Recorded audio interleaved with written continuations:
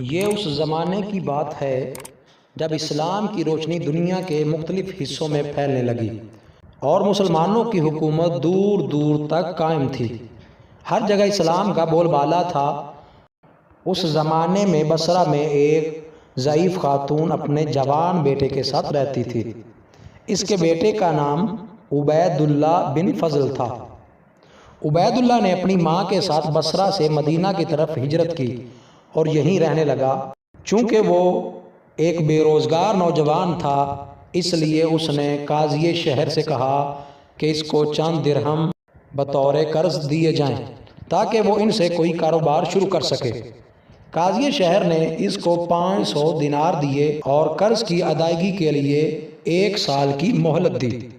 عبید اللہ نے ان دینار سے ریشم کے چند تھان خرید لیے۔ اس نے سنا کہ ایک قافلہ ایران کی طرف جا رہا ہے۔ اس نے سوچا کہ کیوں نہ میں بھی ایران جا کر اپنی قسمت آزماؤں۔ چنانچہ اس نے اپنا سامان تجارت تیار کیا، ماں کی دعائیں لیں اور ایران جانے والے قافلے کے ساتھ قسمت آزمانے ایران چلا گیا۔ اس نے دل میں دعا مانگی، اے اللہ، اگر مجھے کاروبار میں منافع ہوا تو میں اس منافع سے قرض کی ادائیگی کے بعد سب سے پہلے ایک غلام خرید کر آزاد کروں گا۔ اللہ نے اس کی دعا قبول فرمائی اور اس سے تجارت میں 2 گنا منافع ہوا۔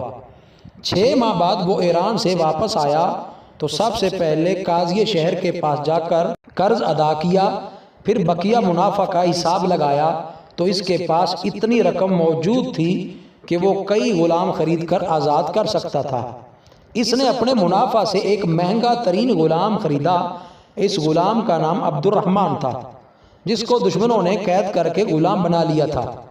عبید اللہ نے عبد الرحمن کو خرید کر اسی وقت آزاد کر دیا۔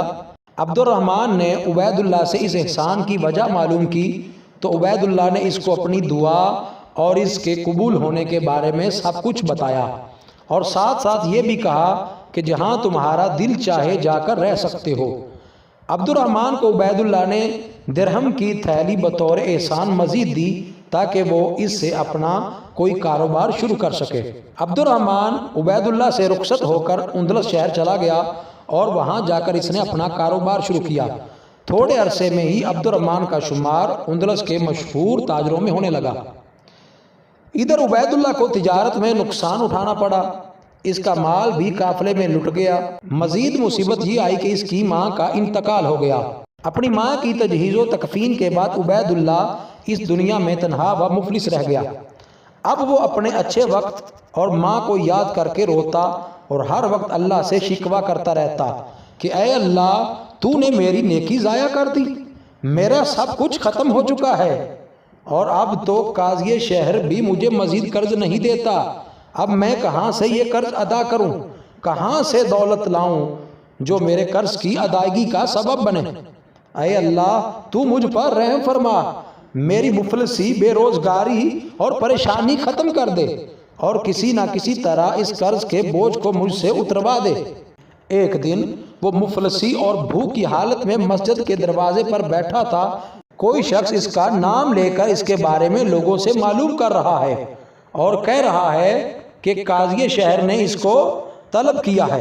ایک شخص نے اس منادی کو عبید اللہ کی طرف اشارہ کر کے بتایا کہ یہی عبید اللہ بن فضل ہے جس کو تم ڈھونڈ رہے ہو۔ عبید اللہ پریشان ہو گیا کہ یا اللہ، یہ نئی آفت کہاں سے آ پڑی؟ اب قاضی شہر مجھے کیوں طلب کرتا ہے؟ اس کے قرض کی ادائیگی کے لیے میرے پاس تو پھوٹی کوڑی بھی نہیں ہے۔ نہ چاہتے ہوئے بھی عبید اللہ اس منادی کرنے والے کے پاس گیا اور کہا کہ میں ہی عبید اللہ بن فضل ہوں۔ منادی اس کو قاضی شہر کے پاس لے گیا۔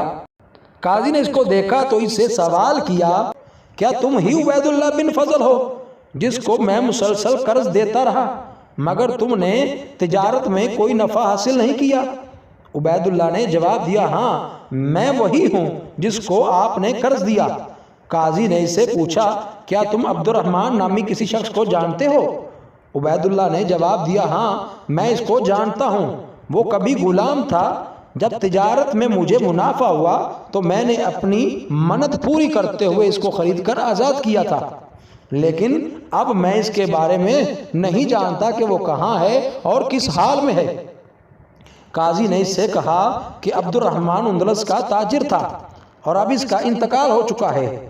مشہور تاجر ہونے کی وجہ سے بہت سی جائیداد اور وسیع کاروبار چھوڑ کر مرا ہے، مگر اس کا کوئی وارث نہیں، اور وہ اپنی ساری وراثت تمہارے یعنی عبید اللہ بن فضل کے نام کر کے گیا ہے، اور وصیت کی ہے کہ آج میری ساری جائیداد، دولت اور وسیع کاروبار عبید اللہ بن فضل کی وجہ سے ہے، کیونکہ اسی تاجر نے مجھے خرید کر آزاد کر دیا تھا اور تجارت اور گزر بسر کرنے کے لیے درہم کی ایک تھیلی بھی مجھے دی تھی، لہٰذا مرنے کے بعد میری ساری جائیداد اسی کو دی جائے اور یہ وسیع کاروبار بھی اسی کے نام کیا جائے۔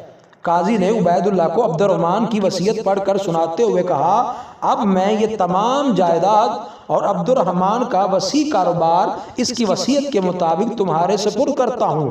عبید اللہ بن فضل یہ وصیت سن کر سجدے میں گر گیا اور تشکر سے کہنے لگا، میرے رب نے سچ فرمایا کہ نیکی کبھی رائیگاں نہیں جاتی، اب میں تمام قرض سے بھی آزاد ہو جاؤں گا اور اپنا کاروبار پھر سے شروع کروں گا۔